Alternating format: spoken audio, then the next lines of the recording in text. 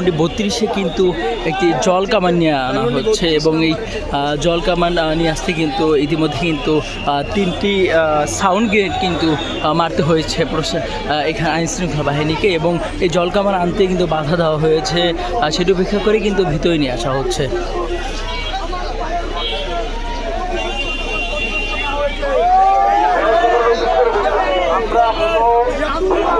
আইন শৃঙ্খলা রক্ষা করি এবং আমাদের রাজমালের হেফাজত করি।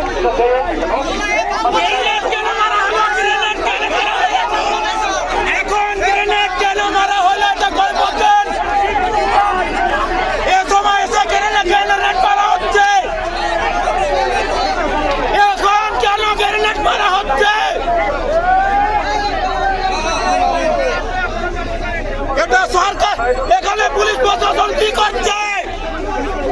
এখানে পুলিশ প্রশাসন কেন গ্রেনেড মারবে? আমাদের টাকায় কেন এই অস্ত্র আমাদের ব্যবহার করবে কেন তারা? এটা আমরা হতে দিব না ইনশাআল্লাহ। এখানে কেন গ্রেনেড মারছে?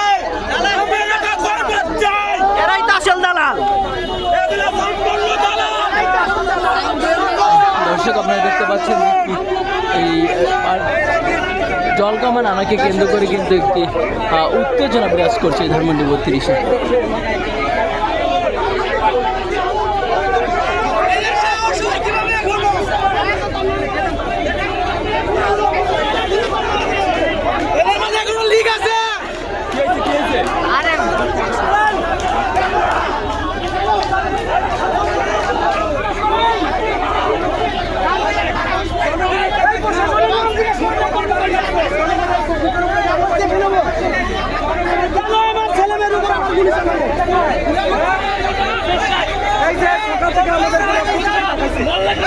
জঙ্গির মতো